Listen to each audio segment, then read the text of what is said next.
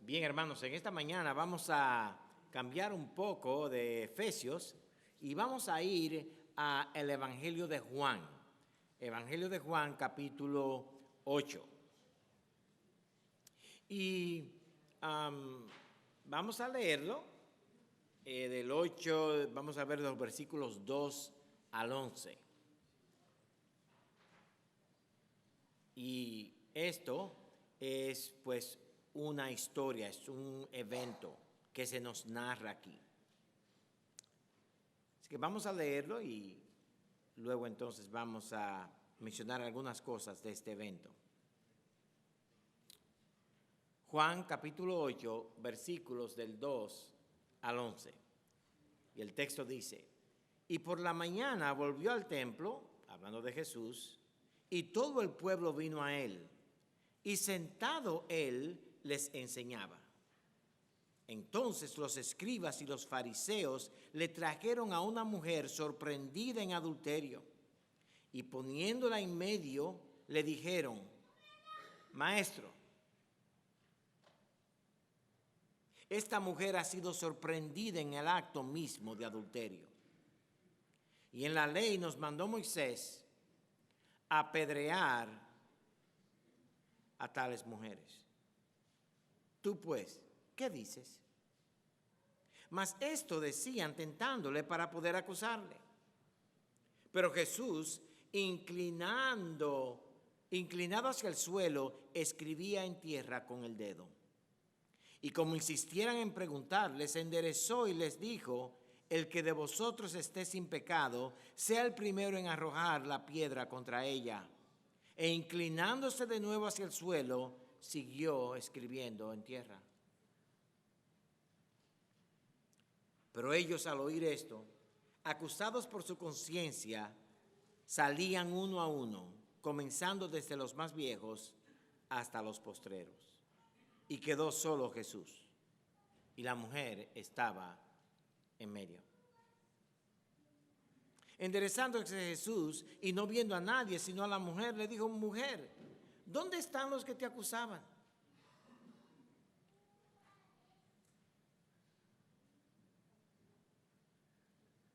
¿Ninguno te condenó? Ella dijo, ninguno, Señor. Entonces Jesús le dijo, ni yo te condeno. Vete y no peques más. Cuando nosotros vemos una narración como esta en las Escrituras, nosotros no podemos aplicar las mismas reglas hermenéuticas que aplicamos a una epístola. Por ejemplo, en Efesios estamos viendo la epístola a los Efesios y hay veces que el explicar el significado de una palabra se lleva todo el tiempo.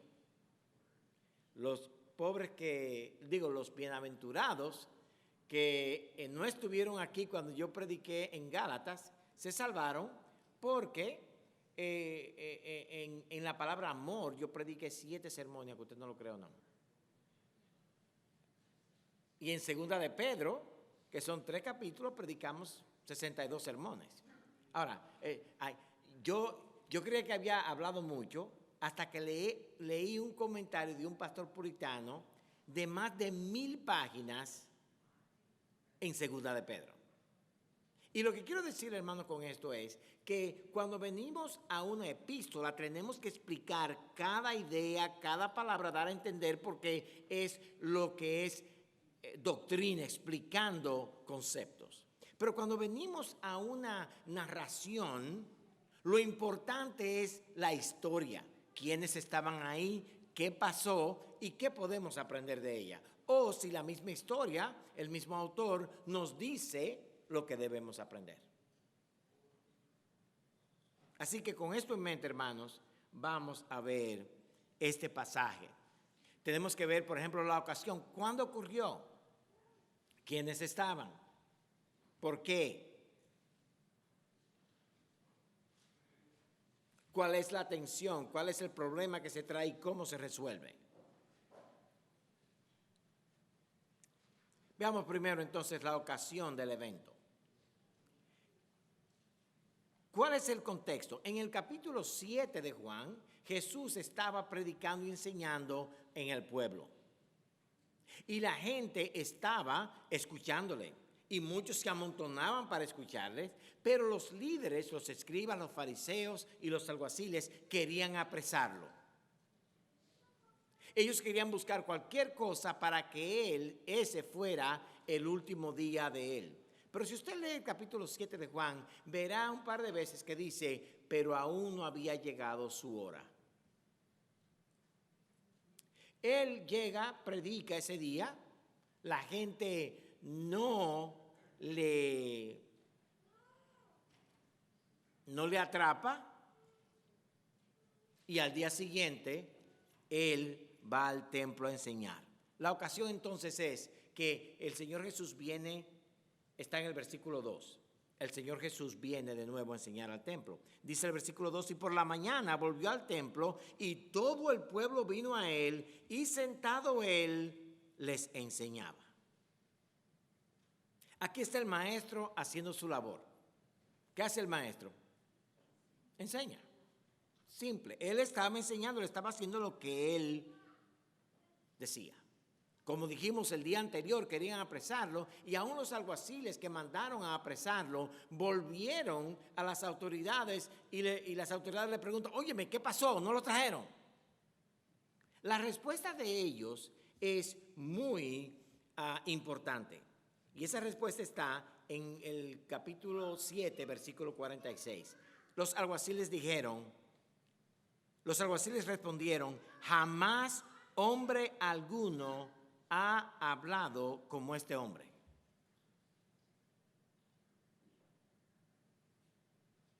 Jamás hombre alguno ha hablado como este hombre. De hecho, más adelante los autores dicen, a ustedes también lo están convenciendo, que están mal. Es con esa adversidad que Jesús viene a enseñar al día siguiente. Es en esa situación que toma lugar el evento. Y el evento, la primera parte del evento, se ve en los versículos 3 al 5. Vamos a leerlos.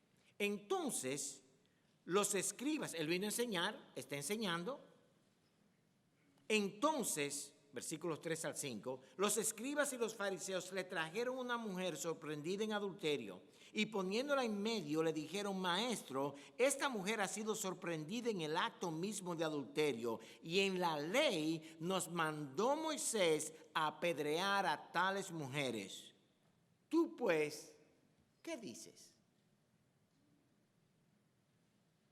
Esa es la primera parte del evento. Una mujer sorprendida, tomada en el mismo acto del adulterio. La sacan de donde estaba y la traen a Jesús. Y le preguntan a Jesús, ¿cuál es la opinión tuya acerca de apedrear a esa mujer? La ley de Moisés dice que hay que apedrearla. Esa palabra sorprendida no es que ella quedó sorprendida, no, es que fue sorprendida en el acto, atrapada en el acto. Aquí no hay duda de que el acto ocurrió.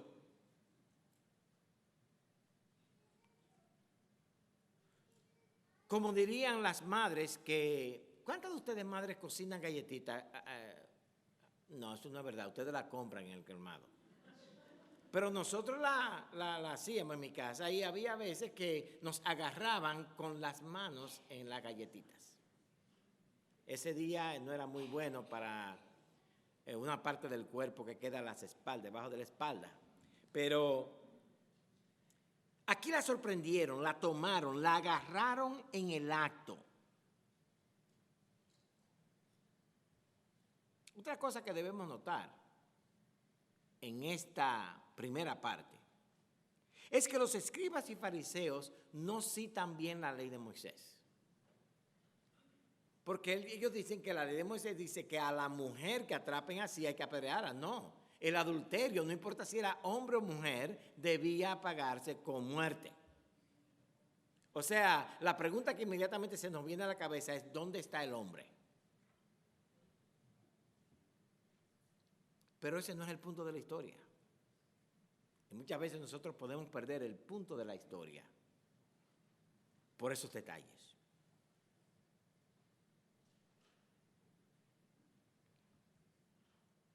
Traen a la mujer sorprendida en adulterio. ¿Tú qué dices? Moisés dijo que hay que apedrearla. ¿Qué dices tú? Juan, que estaba presente, al escribir la historia, la narración, nos da lo que se llama en una narración una opinión del autor, en el versículo 6. Mas esto decían tentándole para poder acusarle. O sea, eso no está en el evento, ellos están discutiendo, ¿qué tú haces? Pero Juan sabe, cuando escribe el texto, que ellos no estaban en realidad buscando hacer justicia en contra de la mujer. Ellos querían tentar a Jesús para que él cayera en una trampa y acusarle. Ellos querían que Jesús, frente a la multitud, diera su opinión inmediata. Hiciera apedrearla, iba a caer. Hiciera no apedrearla, iba a caer. Como quiera estaba frito el hombre. Pensaban ellos. Recuérdense de algo. Para un maestro, para un pastor, para un profesor, la única moneda que tiene es su credibilidad. Un testigo sin credibilidad no debiera ni aún acercarse a una corte, porque no tiene credibilidad. La única manera de destruir a Jesús en su ministerio era quitarle su credibilidad. Y por eso lo tientan frente a todos, para ver qué es lo que él va a hacer. Vamos a agarrarlo esta vez.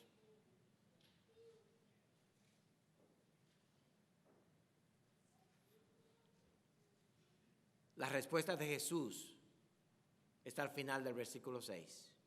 Pero Jesús, inclinado hacia el suelo, escribía en la tierra con el dedo. Tú, pues, ¿qué dices? Jesús estaba sentado al principio y dobló la espalda y empezó a escribir en el texto. Y ellos ahí, ¿tú qué dices? Hay muchos que dicen que lo que Jesús estaba escribiendo con su dedo eran los 10 mandamientos. Que hay algunos que piensan así. Que estaba escribiendo los 10 mandamientos. Y les voy a decir la verdad, hermanos. Si Jesús estaba escribiendo los 10 mandamientos en ese momento, no era una tabla grande, eso era pequeño que lo podía hacer. Era muy convictivo porque la ley de Dios es lo que Dios usa para convencer al hombre de pecado. Pero no sabemos lo que Jesús estaba escribiendo, ni yo defiendo que Jesús estaba escribiendo los 10 mandamientos. Ese no es el punto. Pero que quiero que sepan que Jesús está escribiendo algo.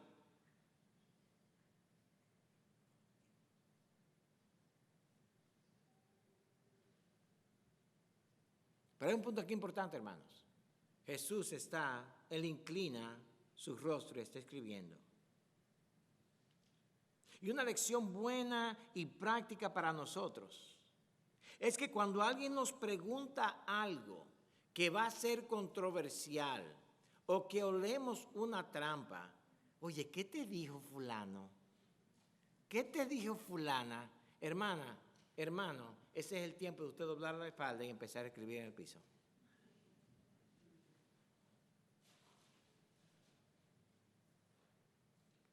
Nosotros no tenemos que dar una respuesta inmediata a todas las preguntas que nos dan.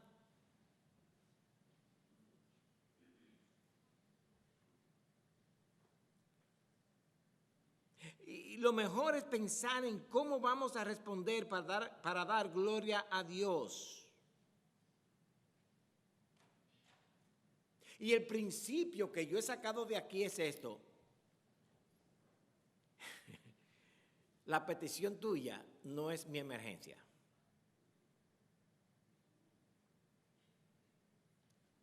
Tu emergencia no es mi emergencia. Tú, pues, ¿qué dices, Señor? Aquí está la mujer. Haz algo tú ahora mismo.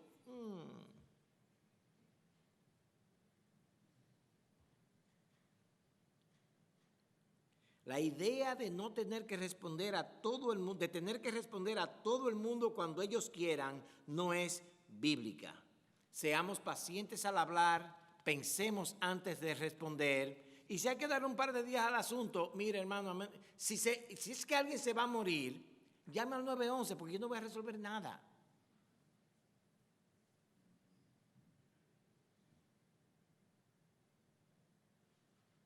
Tenemos que aprender muchas veces a doblar la espalda y empezar a escribir en la tierra. Aparenta que el Señor Jesús, en realidad lo que aparenta es que el Señor Jesús no le está poniendo caso a ellos. Ellos están con la mujer frente a él, la multitud está a media mañana, el pueblo entero está ahí y ellos están, ¿tú qué dices? Y Jesús. Ellos insisten entonces. Versículo 7. Y como insistieran en preguntarle, o sea, ellos no es, ¿tú qué dices? Y vamos a esperar lo que Jesús va a decir. No, ellos insistieron. Oye, ¿tú qué dices? Oye, no te dobles. Te estoy hablando. Ven, dile al pueblo lo que tenemos que hacer con esta mujer. No te quedes callado. Tú tienes que responder. Finalmente Jesús se para. Y como ellos, el versículo 7, y como insistieran en preguntarle, se enderezó y les dijo, el que de vosotros esté sin pecado, sea el primero en arrojar la piedra contra ella. Algunos de nosotros hubiéramos, bueno, la ley de Moisés explica eso, pero tú sabes que otros, para salir del apuro, estudiamos cuál es la opinión de los demás. Yo veo que la gente está como a favor de apedrear a la mujer. ¡Apedréala! Yo veo que la gente como que le tiene compasión a la mujer. Bueno, nosotros tenemos que tener... No, Jesús no cae en esa trampa. Jesús dice, ¿ustedes vinieron con la ley? ¿Ustedes explican lo que la ley dice? Bien dicho, empiecen ustedes la ejecución. El que de vosotros esté sin pecado, sea el primero en arrojar la piedra contra ella.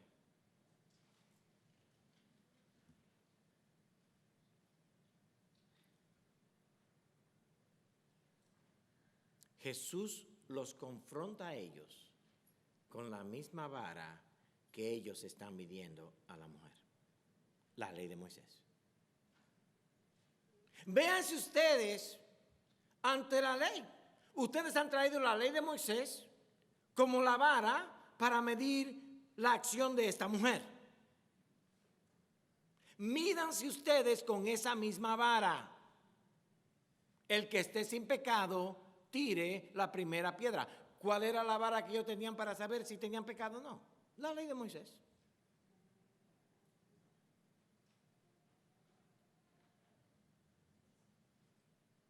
Hermanos, ¿no es verdad que debemos hacer eso con nosotros mismos de vez en cuando? ¿No es verdad, hermanos, que en muchas ocasiones el pecado del otro es peor que el mío? ¿No es verdad, hermanos, que nos vemos con el derecho a apedrear al otro? Espérate, que el pecado que él cometió es más grande que el mío. El pecado que ella cometió es horrible. Los míos son horribilitos. Él es peor pecador que yo. Ella es peor pecadora que yo.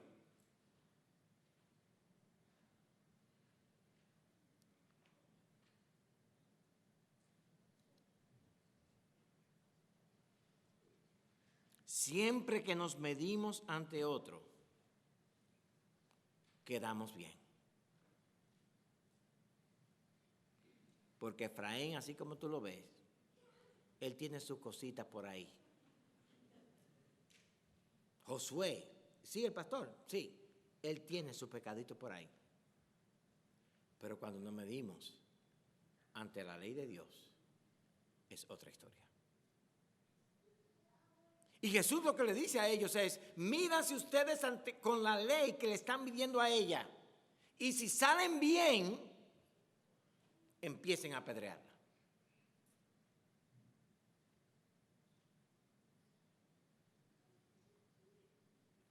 Después de decir esas palabras, Jesús hace algo que para mí es sorprendente. Si hubiera sido yo cuando empecé a hablar, mire, todavía hoy estuviera hablando. Todavía hoy estuviera yo contra ellos. Ustedes son... Pero mire lo que Jesús hace. El que de ustedes esté sin pecado, tire la primera piedra. Y él hace algo increíble, hermanos. Versículo 8. E inclinándose de nuevo hacia el suelo, siguió escribiendo en la tierra.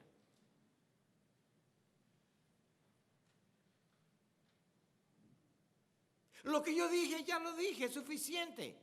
Ustedes ahora tomen la decisión, yo no tengo que convencerlos. Y él dobla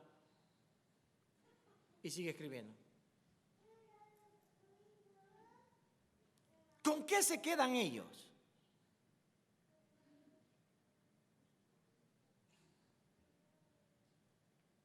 Él deja que ellos se examinen y no les interrumpe en ese autoexamen que deben hacerse. El que de vosotros esté sin pecado, tire la primera piedra, examínese, yo no los voy a interrumpir.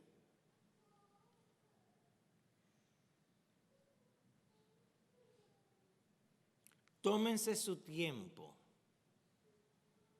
Este examen no tiene un cronómetro. Él deja que ellos se examinen. La ley está frente a ellos. El chismoso es igual al adúltero, al homicida y al calumniador. Pero también ellos son iguales a los desobedientes a los padres y al igual que los que no honran a Dios de todo corazón. Cuando ellos se ven frente a Dios, hermanos, las cosas cambian. Cuando tú te ves frente a Dios, las cosas cambian.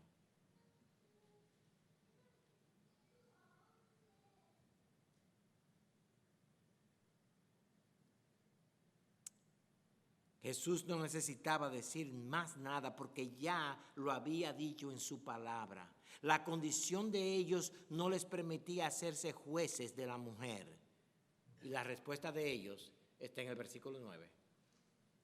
Pero ellos, al oír esto, acusados por su conciencia, salían uno a uno, comenzando desde los más viejos hasta los postreros, o sea, los más jóvenes. Ellos, aunque vinieron para tentar a Jesús y aunque no les importaba usar a la mujer para cumplir sus propósitos,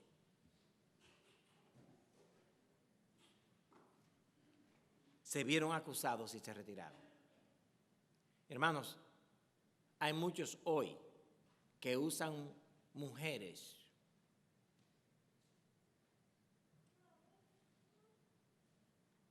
para cumplir sus propósitos. Usted ve el movimiento en la sociedad hoy, que usan a víctimas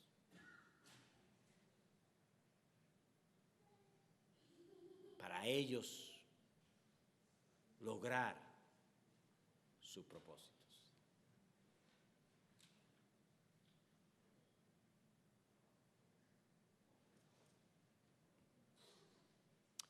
Voy a hacer una pregunta, hermanos. ¿Alguna vez te ha acusado tu conciencia?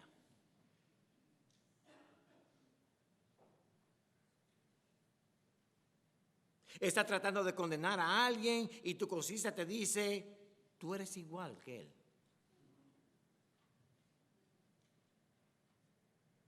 No, pero es que lo hizo tan malo que yo me tengo que vengar. ¿Te ha parado alguna vez a ver tu conciencia?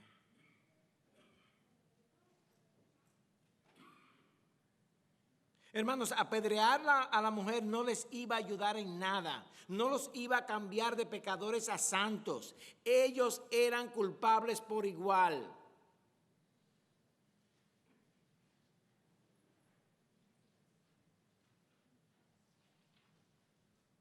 Si la hubiesen apedreado y esa noche cometían el mismo pecado, porque lo cometían, ¿con qué autoridad moral podrían vivir? ¿Cómo podrían enseñar a sus hijos a no hacer lo mismo cuando ellos eran tan adúlteros como la mujer que acabaron de apedrear?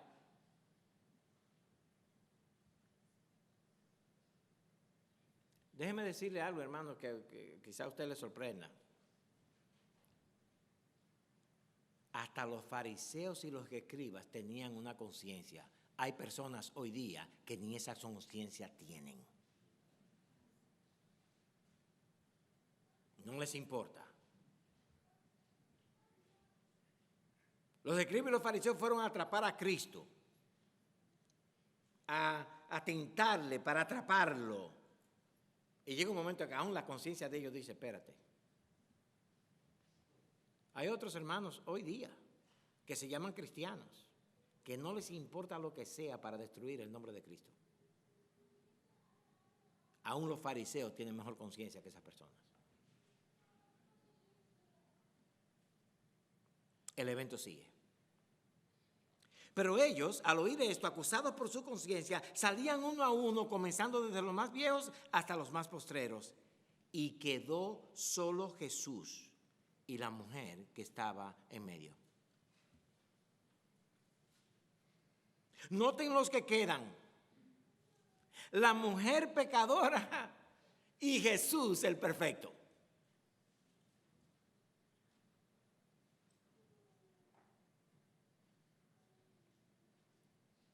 Hermanos, Jesús no se fue por una razón muy simple.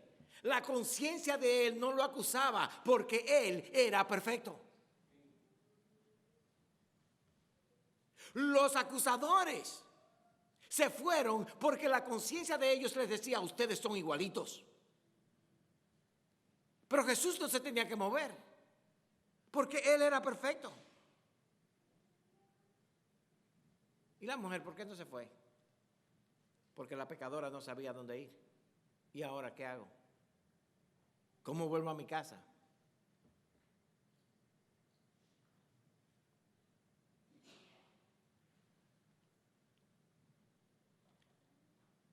Para ser curados de nuestros pecados, hermanos, debemos venir a Cristo.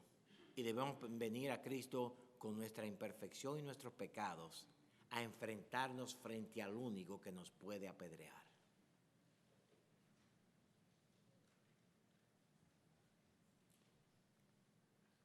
La pecadora se enfrenta al justo. Y Jesús estaba libre de pecado, podría apedrearla con limpia conciencia, pero mira lo que pasa. Es la segunda vez que Jesús se endereza, se para del suelo. Versículos 10 y 11. Enderezándose Jesús y no viendo a nadie sino a la mujer, le dijo, mujer, ¿dónde están los que te acusaban? ¿Ninguno te condenó? Ella dijo, ninguno, Señor. Entonces Jesús le dijo, ni yo te condeno. Vete y no peques más. El único que la podía condenar le dice, vete. Hermanos, es difícil perdonar cuando no tenemos una perspectiva correcta de nosotros y de nuestros pecados. Si no entiendes que eres pecador, se te va a hacer muy difícil perdonar. Pero una vez que tú entiendes que eres pecador, te ves como los demás y ves la necesidad de ser perdonado, óyeme, al otro, es fácil perdonar. Porque es fácil perdonar para aquellos que han sido perdonados por Dios en Cristo Jesús. Entonces los personajes que tenemos en este evento son la mujer, los escribas y los fariseos, la gente y Jesús. Para los fariseos lo que importaba era atrapar a Jesús. Para la mujer lo que le importaba era, wow, hoy morí, hoy me apedrean.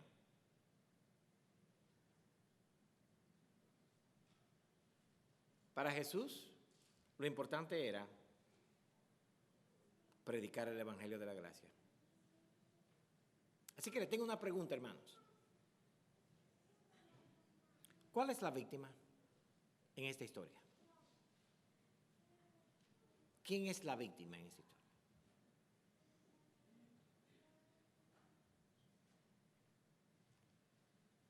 Por falta de tiempo, lo voy a dejar pensar por 5 segundos y luego voy a tener que dar la respuesta. Pero en esta historia solamente hay una víctima. Y esa víctima es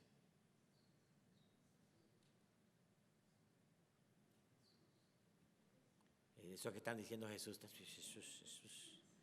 Parece que la respuesta de la escuela dominical, cuando tú no te sepas una respuesta en la escuela dominical, di Jesús, quizás, y ya estamos bien.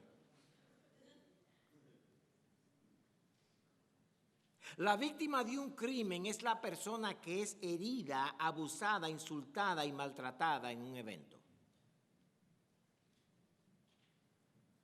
Y en realidad solamente hay una víctima en la historia de la humanidad. Y ese es Cristo Jesús.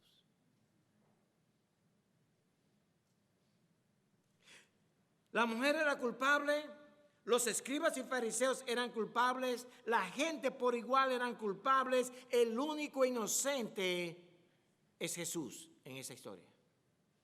Y todos los pecados de cada uno de ellos fueron contra Jesús.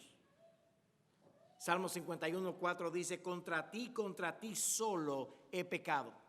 Urías Eteo violó a Betsabé, mató al esposo de Betsabé. David, perdón, no sé dónde me salió Mateo.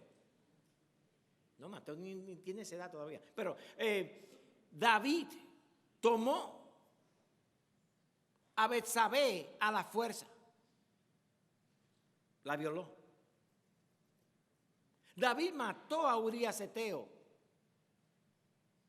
Y David lo que dice aquí, mi pecado no fue contra Urías, mi pecado no fue contra Betsabé, mi pecado contra ti solo he pecado y he hecho lo malo delante de tus ojos para que seas reconocido justo en tu palabra y tenido por puro en tu juicio.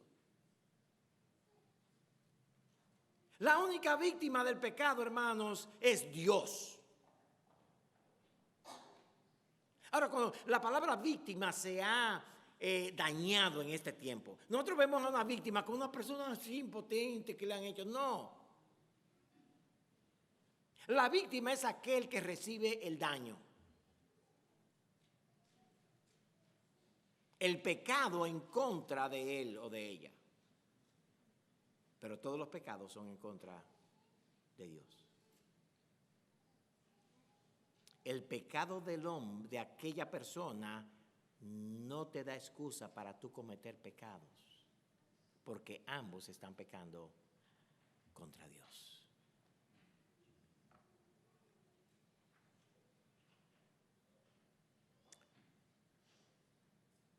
Pero el juez, que es el recipiente de todos los pecados, dice, ni yo te condeno, vete y no peques más. ¿Cómo es posible que Jesús pudiese dejarles a todos ellos escapar ese día sin apedrearlos a todos? Porque todos se merecían ser apedreados. Jesús, si hubiera sido yo Jesús, lo agarro a todos, pónganse en fila. Y los apedreo a todos. Pero gracias a Dios que yo no soy Jesús. Que 2 Corintios 5:21 nos dice que al que no conoció pecado, Dios lo hizo pecado para que nosotros fuésemos hechos justicia de Dios en él. Y ahí está la solución para el pecado. La solución para tu pecado no está en vengarte de lo que te hicieron. La solución de tu pecado no está en tratar de excusarlo. La solución de tu pecado está en venir en un día como hoy frente a Cristo y decirle a Cristo, yo soy pecador, merezco ser apedreado, perdóname.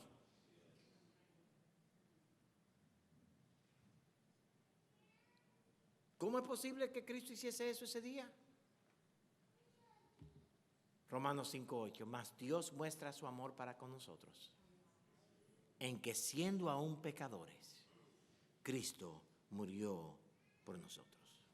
Hermanos, la cena del Señor la tenemos para recordar esa muerte que la víctima sufrió, para que nosotros, los victimarios, los pecadores, pudiésemos tener vida. Con esto en mente, hermanos, vamos a pasar a tomar la cena del Señor.